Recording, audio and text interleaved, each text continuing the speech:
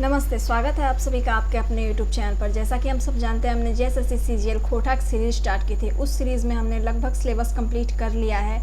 तो कुछ लेखकों की जो है जीवनी बाकी है। तो उन जीवनी में जो आज हम जो है वो कवि विश्वनाथ प्रसाद नागर जी की जीवनी पढ़ेंगे। तो आइए देखते हैं उनके जीवन में क्या क्या उतार चढ़ाव है। तो मेरे पास जो जीवनी उनकी अवेलेबल है वो मैंने लुआठी पत्रिका उससे जो है ली है। तो आप आइए आज उसी से देखते हैं। खोटा छायावादी कवि विश्वनाथ प्रसाद नागर, ये जो है खोटा के छायावादी कवि थे। खोटा शिष्ट साहित्य के पुरोधा श्रीनिवास पानुरी जी के संगे जे कुछ सहयोगी सबके नाम लेल जाहे तैकर मध्य विश्वनाथ नागर जी के नाम आगू गनल जाहे। खोटा शिष्ट साहित्य के जो पुरोधा हैं, जो पुरनिया है, जो पुरनिया कह सकते हैं, पुरनिया मतलब जो होता है जो इसको आगे बढ़ाएं, श्रीनिवास पानुरी जी, उनके सहयोगी में जो है विश्वनाथ प्रसाद नागर का भी नाम आता है। जे 1960 और 70 के दशक खोटा साहित्य लेखने अगुएला, जो 1960 और 70 के दशक में जो है खोटा साहित्य को आगे बढ़ाएं। विश्वनाथ प्रसाद नागर जी के जन्म धनबादे भूदा गाँवे 7 जनवरी 1939 के भेलई। विश्वनाथ प्रसाद नागर जी का जन्म जो है धनबाद के भूदा नगर में भूदा गांव में जो है 7 जनवरी 1939 को हुआ था। बड़े पहले कवि थे। 1939 को हुआ था। इनकर बापे का नाम जादू रवानी और माए का नाम हला फुलकुमरी देवी। इनके पिता का नाम जो है वो जादू रवानी और माँ का नाम फुलकुमरी देवी था। आइए तक पढ़ा सुना करल बाद पुरखेतुओं पेशा खेती बाड़ी लाग गईला। ये आइए तक ही पढ़े थे। उसके बाद ये जो हैं वो खेती बाड़ी में लग गए। साहित्य इनका रुचि शुरू से हलई। साहित्य में इनकी जो रुचि है वो शुरू से ही थी। 1957 में इनकर भेंट श्रीनिवास पानुरी जी संग भेलई। आरी खोटा लेकन बाट अगुआहत। 1957 में जो है इनकी जो भेंट है वो श्रीनिवास पानुरी जी से हुई और ये खोटा में जो है लिखना शुरू किए। 1961 साले धनबाद खोटा शिष्ट साहित्य परिषद के गठन भेलई, जेकर अध्यक्ष हला श्रीनिवास पानुरी जी और तकर सचिव विश्वनाथ प्रसाद नागर जी के चुन गए, जेकर मुख्य सहयोगी मध्य प्रोफेसर नीलकमला नारायण महतो जी हला। 1961 में जो है धनबाद में खोटा साहित्य परिषद का जब गठन हुआ तो उसके अध्यक्ष तो श्रीनिवास पानुरी जी रहे और सचिव जो है वो विश्वनाथ प्रसाद नागर जी को बनाया गया। और उसके बाद जो है सहयोगी जो थे मध्य में उनके वो प्रोफेसर नरेश नीलकमल और नारायण महतो जी थे। इनकर पहिल खोटा रचना आदिवासी रांची में छपलई। इनकी जो पहली रचना थी वो खोटा के जो आदिवासी पत्रिका थी उसमें छपी। 1961 से ही आकाशवाणी रांची से इनकर खोटा कविता और वार्ता प्रसारित होवे लागल। 1961 से जो है आकाशवाणी रांची का तो नाम आपने पिछले कई वीडियोज़ में सुना ही होगा। तो इनकी भी जो कविताएं हैं, खोटा कविताएं, आकाशवाणी रांची से प्रसारित होने लगी। आदिवासी छड़ा मातृभाषा खोटा साल पत्रा और धनबादे पत्र पत्रिके इनकर खोटा रचना संगे संग खोटा ऊपर हिंदी लेखो छपैत रहे। आदिवासी को छोड़कर, आदिवासी जो पत्रिका थी उसको छोड़कर मातृभाषा पत्रिका, ये सारे पत्रिकाओं के नाम है, मातृभाषा, खोटा, साल पत्रा और धनबाद का कई पत्र पत्रिकाओं में जो है इनकी कविताएं जो है और इनके लेख आर्टिकल्स जो है वो छपने लगे।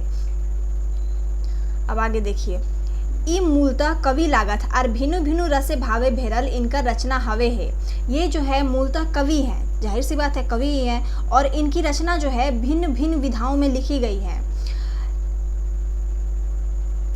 एक बाट बीतन राय और बेंगा बूढ़ा रकम हल्का फुल्का बाल सुलभ कविता है। एक तरफ जो है बीतन राय और बेंगा बूढ़ा नाम का जो है हल्का फुल्का बाल सुलभ कविता मतलब बच्चों की कविताएं हैं। तो दोसर बाटे महाभारत उपेक्षित वीर पुरुष करण के ऊपर 11 सर्गे सुलभ साय रकम खंड काव्य के रचना है। तो दूसरी तरफ जो है, एक तरफ वो बच्चों की कविताएं लिखते हैं तो दूसरी तरफ जो है वो महाभारत जो है उसके उपेक्षित वीर पुरुष कर्ण जो थे, कर्ण, सूर्यपुत्र कर्ण, उनके ऊपर 11 सर्ग में जो है ये सुलभ साय खंड लिखे हैं। सुलभ साय जो है वो उपन्यास है, एक खंड काव्य है, उपन्यास नहीं कहिए, खंड काव्य कहिए। तो वो जो है कर्ण के ऊपर ये लिखे हैं सुलभ साय। ई लिखल तो खूबे हला मेंतु की किताबें छपवाते तनी बेसिए देरी करला। ये लिखते तो खूब थे पर बुक छपवाने में जो है ये थोड़ा देरी कर दिए। हिंदे झारखंड बनल बाद खोटा भाषा सरकारी संरक्षण और मान्यता बढ़ल बाद इनकर मन किताबें छपवा के बाट हो चकलई। अब झारखंड बनने के बाद बताइए 1939 में इनका जन्म हुआ, 1951 से लिखना शुरू किए, पर कितने दिनों बाद झारखंड बनने के बाद जो है इनका जो है किताब वगैरह छपना शुरू हुआ।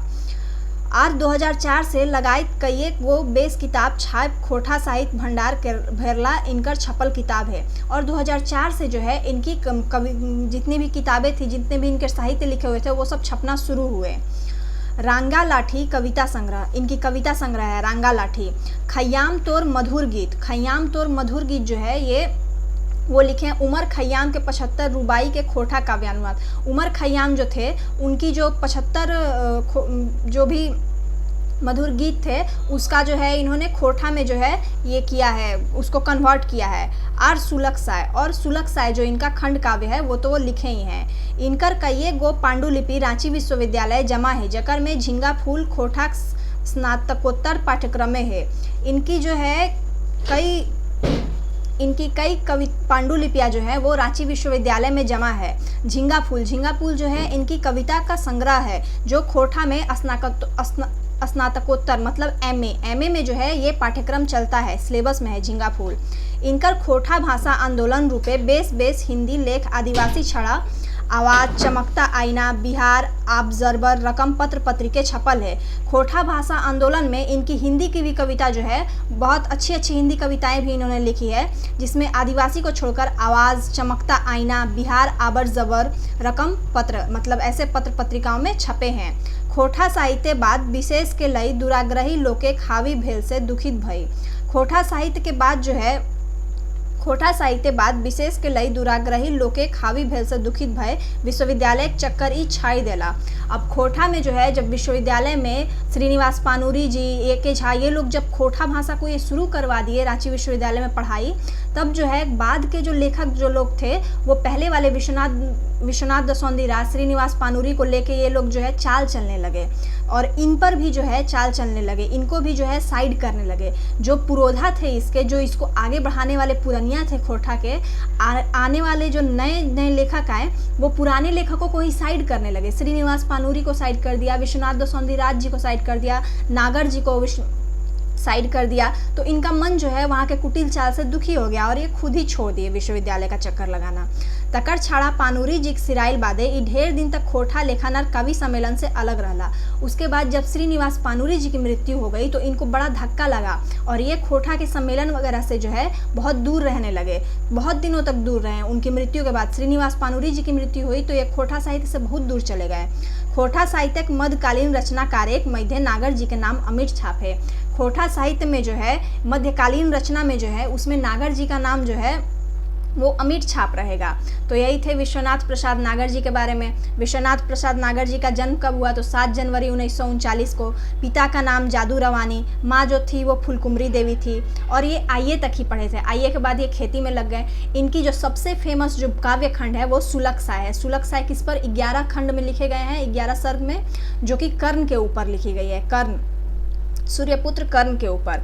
उसके बाद जो है इन्होंने बच्चों की भी कविताएं लिखी हैं। तो सुलक साय खंड काव्य संग्रह है, रांगा लाठी कविता संग्रह है, ढिंगल पाता कविता संग्रह है, झींगा फूल जो कि एमए में ये सिलेबस दिया हुआ है तो उसमें है, खयाम तोर मधुर गीत, खयाम के गजल का जो है खोटा में अनुवाद किए हैं। तो यही जो है विश्वनाथ प्रसाद नागर जी की जीवनी है। धनबाद में इनका जन्म हुआ था, भूदा गांव में, छायावादी कवि थे। तो यही थी विश्वनाथ प्रसाद नागर जी की जीवनी। उम्मीद है आपको अच्छा लगा होगा और आप डिमोटिवेट ना होइए। एग्ज़ाम दिसंबर में होंगे, ज़रूर होंगे। आप अपनी पढ़ाई को लगातार जारी रखिए। आप सोच कर देखिए, अगर सरकार, हेमंत सरकार जो है वो एग्ज़ाम नहीं लेगी तो आखिर करेगी क्या? वो नौकरियों के रूप में क्या देगी? उसको अभी एग्ज़ाम के रूप में आपके CGL कंडक्ट कराने हैं। उसको दरोगा की जो है वैकेंसी जो है अभी निकलेगी, दरोगा की वैकेंसी जो है वो बड़े पैमाने पर निकलेगी। उसी से जो है वो लोग आंकड़े दिखाएंगे कि हमने जो है इतने लोगों को नौकरियाँ दी। 2000 लगभग 2000 के अप्रॉक्स इसमें सीट निकली है CGL में।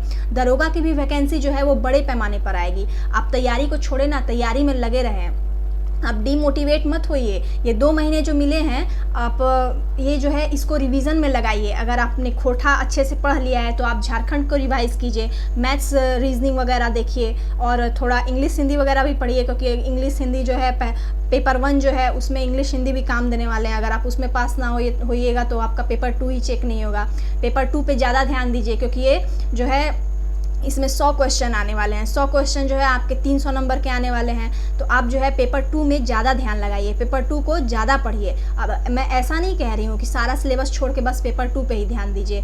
हर एक पोर्शन को जो है उसके जितने भी नंबर वगैरह दिए हुए हैं, जितनी भी उसकी वेटेज है, उस हिसाब से पढ़िए। तो यही होगी आपकी स्मार्ट स्टडी। ऐसा नहीं कि अब खोटा में है तो बस खोटे के ही होके रह गए, ऐसी बात नहीं है। आपको पेपर 3 भी देखना है, आपको पेपर 2 भी देखना है, पेपर 1 में आपको पास होना जरूरी है, आपको उसको भी देखना है। तो आप लगे रहें अपनी तैयारी में, बिल्कुल अच्छे से लगे रहें। आप डिमोटिवेट ना होइए, एकदम लगे रहिए अच्छे से।